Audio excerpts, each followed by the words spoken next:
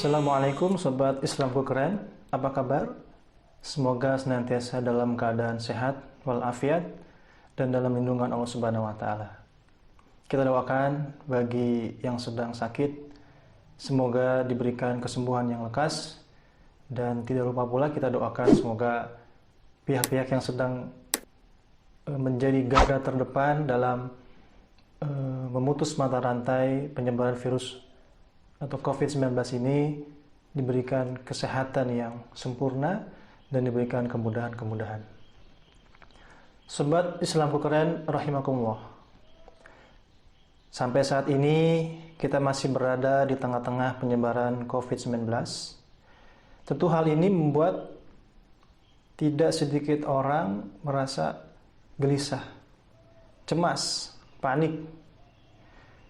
Cemas karena takut terpapar virus ini, cemas karena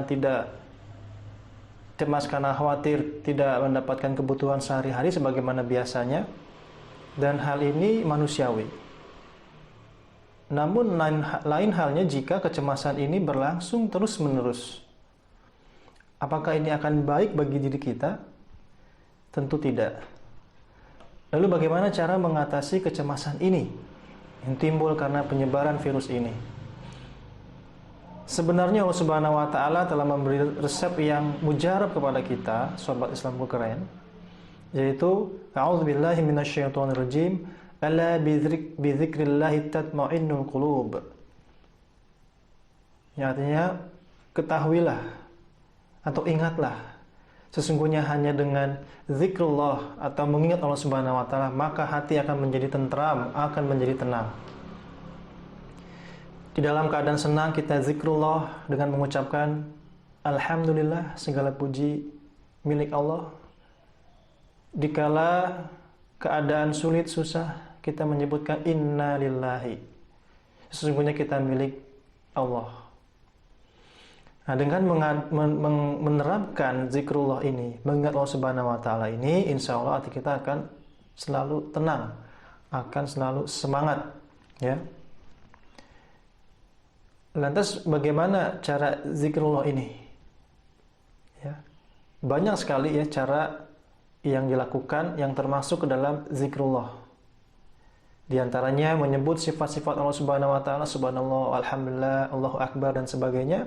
Kemudian sholat, kemudian membaca Al-Quran yang tidak mengetahui terjemahannya dengan terjemahannya, bahkan dengan tafsirnya, sehingga mendapatkan ilmu yang begitu luas. Nah, berbicara soal Al-Quran, saya jadi teringat dengan pepatah, tak kenal maka tak sayang. Kalau kita belum mengenal Al-Quran, kalau kita belum mengenal keistimewaan Al-Quran, kalau kita belum mengenal keutamaan Al-Quran, maka kita tidak akan sayang kepada Al-Quran. Bahkan membacanya pun jarang. Al-Quran hanya disimpan di dalam lemari, ya, tidak menjadi bacaan yang dibaca sehari-hari. Ini akibat tidak mengenali keistimewaan dan keutamaan Al-Quran. Banyak sekali keistimewaan dan keutamaan Al-Quran, ya. Dan kalau kita mengetahuinya, kita akan berupaya untuk menjaga keseharian kita untuk senantiasa membaca Al-Quran atau tidak melewatkan hari-hari kita tanpa membaca Al-Quran.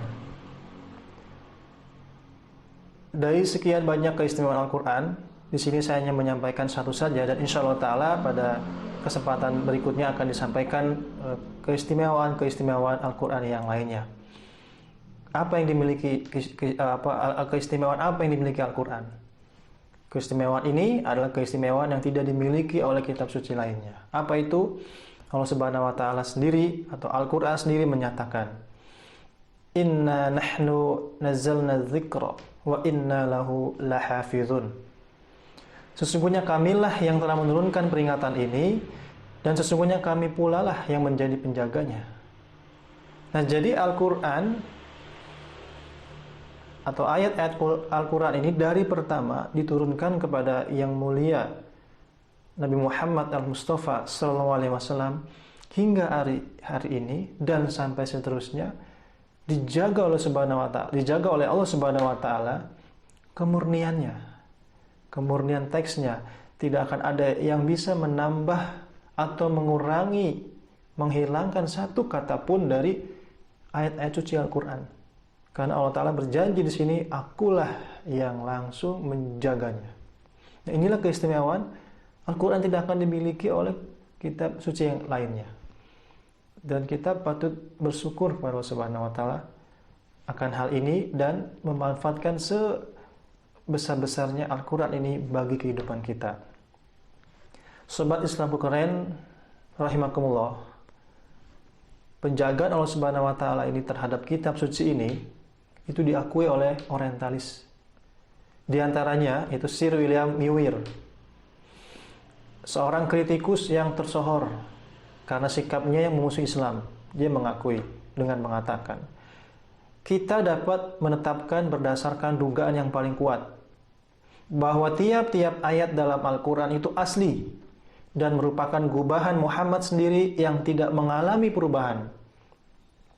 Ada jaminan yang kuat, baik dari Al-Quran maupun dari luar, bahwa kita memiliki teks yang disiarkan dan digunakan oleh Muhammad sendiri.